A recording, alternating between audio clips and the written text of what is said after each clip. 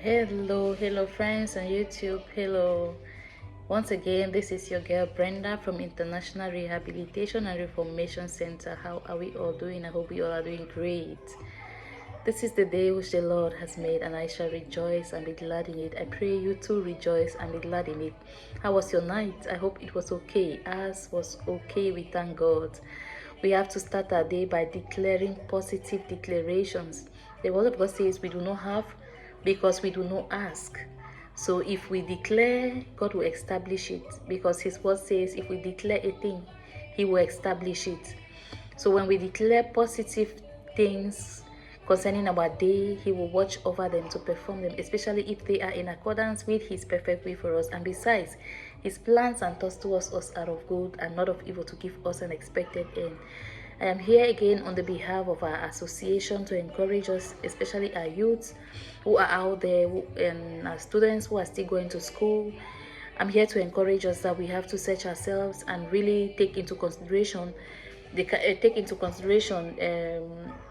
job market and what we desire tomorrow to look like before we decide on what to study. Let's not just go to school and study because we see others studying, or because in our families we must study, or for one reason or the other, or because we want to show off, or because we want to spite somebody to make them understand that they thought we could not do it, we are doing it, or we have done it. No, let's go for a purpose. Let's go to school for a purpose. And for us to be able to go to school for a purpose, so that when we come back, when we come out of school, we'll easily be a blessing to ourselves and a blessing to the society, is to search ourselves really good and see what God has, and be able and ask God for the grace to be able to discern what he has placed in us, so that we can be able to develop it, multiply it, and make it a blessing. And when we do that, it will bless us. And even when as Lord Jesus Christ comes, he will not find us, he will be able to say to us, well done faithful servant. So we have to really take a lot into consideration before we choose what we want to study. Especially from the university onwards, we have to take our time and choose. I also want to encourage our youth, I also want to encourage them by telling them that when you feel like is this particular organization, is this particular person that is supposed to give me a job or bless me with a job, that makes you vulnerable to that person or to that organization. Like I will always tell us, we are working jobs. We are working jobs. All that we are supposed to do, is already in us. We just have to identify it, develop it, and make it a blessing to us. You know, what God has placed in us, he has already traced our steps. He has already sent on our path destiny helpers. If only we can identify them and ask him for the grace to live a life that will enable him fulfill all that which he has placed in us, we'll realize that things will become lighter, things will become more easier than we even think or can even ever imagine. That's why the word of God tells us that his burden, his yoke, they are light, they are easy. If we do things God's ways, we will not even have to be angry with no one that they have made it difficult for us to get a job, or they don't want to provide us with anything. No, because what God has placed in us, if he puts it if he has placed the gifts God has placed in us, the ministries, the gifts, and on everything God wants us to do, if he has assigned someone to help us and the person is reluctant or doesn't want to, he will look for another person. He is God all by himself. Being angry with somebody because they have refused to help us will never take us to anywhere, and will not even change a person's mind. But if we go to God and ask God and lay our complaints to him, bring our burdens to him, even if those people refuse to help us, he will raise objects to help us. He is God all by himself. He doesn't need any man to be the God he is, and whatever thing he wants us to do, he himself can help us do it in whatever way and whenever it pleases him. So all I encourage us is to put our trust and lean not on our own understanding. Put our trust in the Lord our God. Him and him alone is able to guide us and order our steps. The best way, you see, I used to be so worried about a lot of things, but as I grow in the Lord, I'm beginning to learn, I'm beginning to find peace in him. There is peace in God. There is peace in him that passeth every other understanding. Peace in him doesn't mean that people don't hurt my feelings, or people don't do one or two things that can make me get angry, or even make me get angry. But at times I try my best to make sure that I don't get angry throughout the day.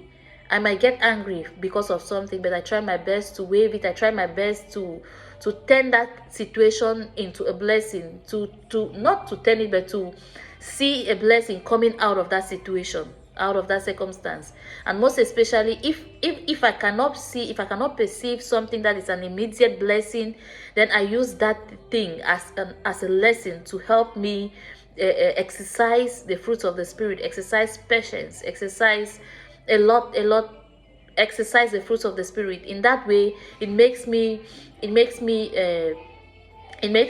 easily forget about what I got angry about, So there are a lot of ways we can approach things in a way that we will not be bitter. Because when we are bitter, it affects us a lot. When we are angry, it affects us. It makes us not to reason anymore.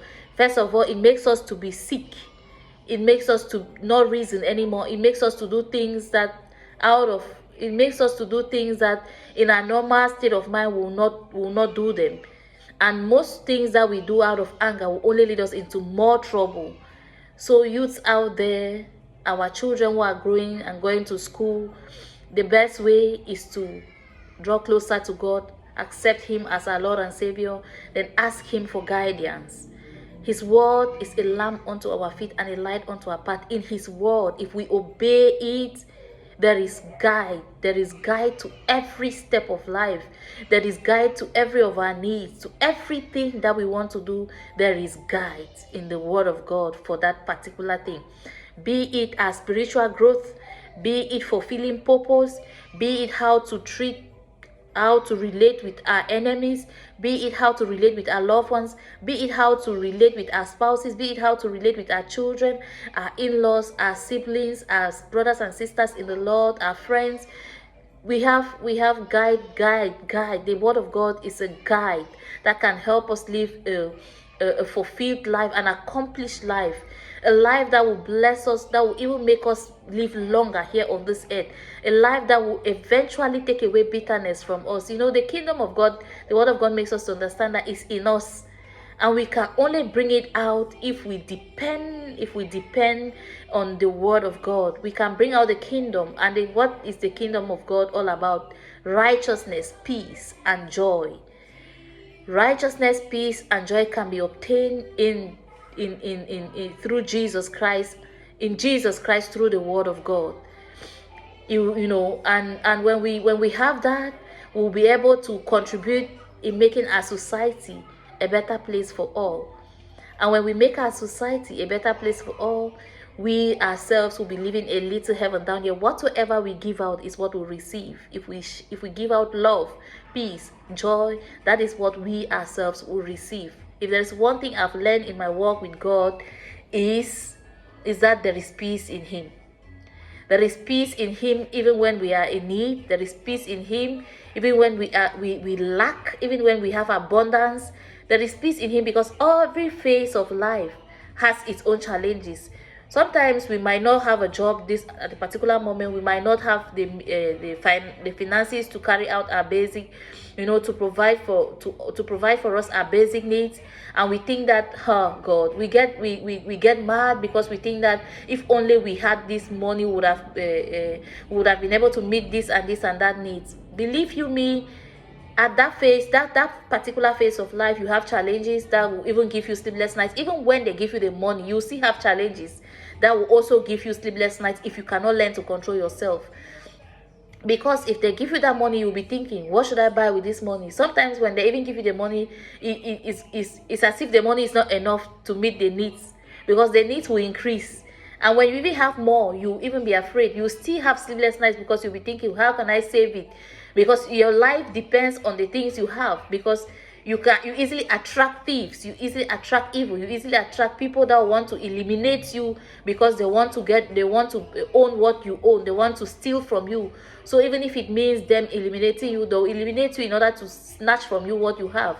So being poor, being rich, all comes with a baggage, all comes with restlessness, all comes with so the only way we can stay safe is to is to is to meditate on the word of God day and night, and be able to put it into practice. If we put it into practice, whether we have a job in the meantime, whether we are rich or poor in the meantime, whether we are in good health or sick in the meantime, it will not be a problem to us, because we will know that our state of mind, our righteousness, our peace, our joy, our relationship with God does not depend on all these things which I've just listed.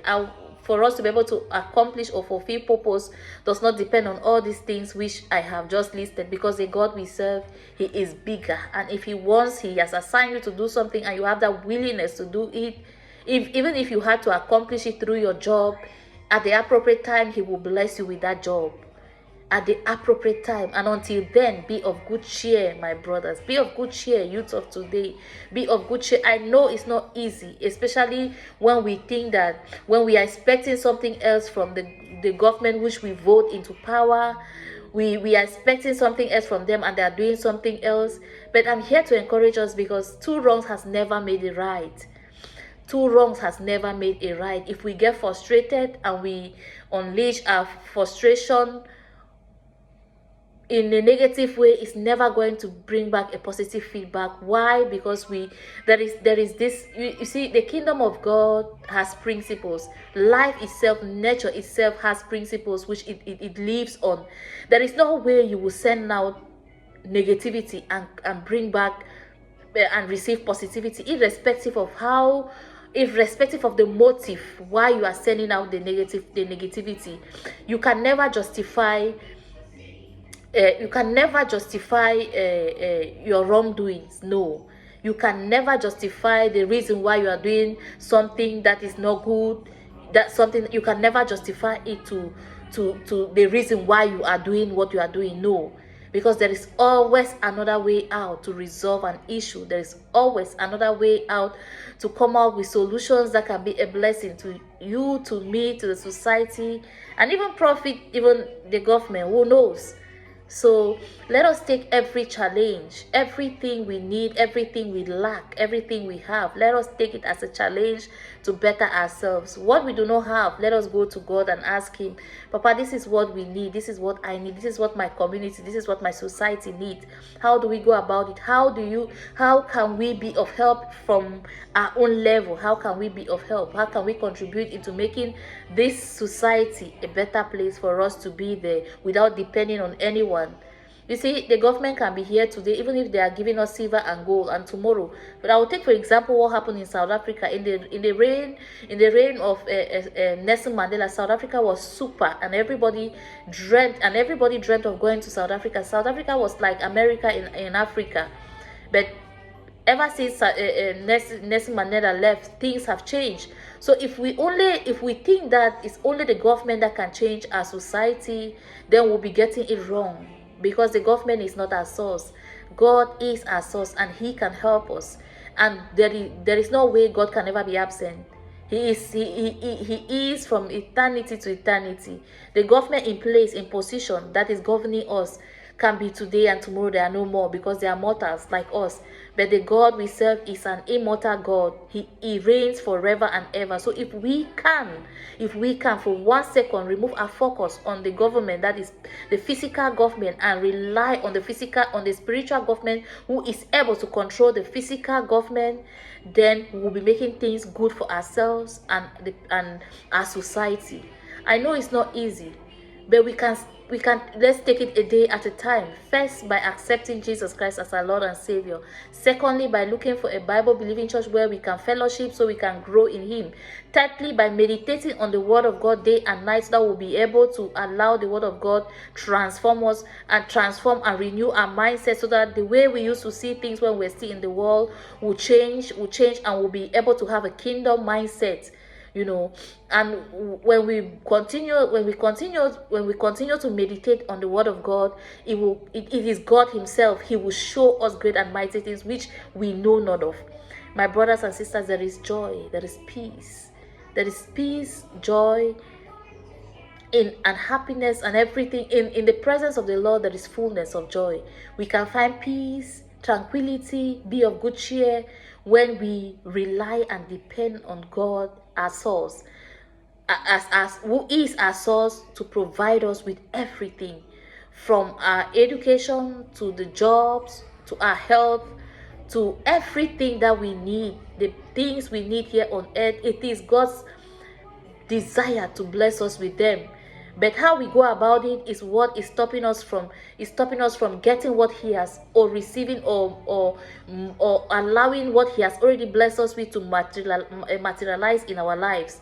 So my brothers and sisters, I might not be able to put what all the things I would have loved to share with us chronologically or in a way that will be able to motivate you, but please listen with an open heart.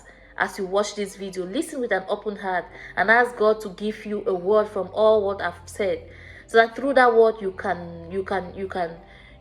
have a transformation of mindset. Because if your mindset is transformed, if you begin to see things in the kingdom way, you will transfer it to your loved ones around you. They themselves will eventually transfer to their own loved ones, and so our society will get healed from our mindsets, from our negative mindsets that is causing more harm than good. I know we all have rights to be angry. We all have rights to react the way we want to react. But the only thing I'm encouraging us is two wrongs can never make a right. Let us think of another strategy. There is always a peaceful strategy that is beneficial to me, to you, and to the government, and to our enemies. There is always a better way. There's always a better way. If we take the better way, which is the narrow way, it might not be easy, but the future is guaranteed. The end result is going to is completely guaranteed. I assure us that it is guaranteed, especially when we rely on God and God alone. I love you all. Begin your day each time by making positive declarations. We are what we declare. There is life and death in the tongue. Whatever we declare is what we will get. Whatever we speak is what we will receive. Speak positively. Think positively. Think thoughts of love, peace, and joy. And all those thoughts that will come back to you. I love you all. I love us all. And shalom to us all.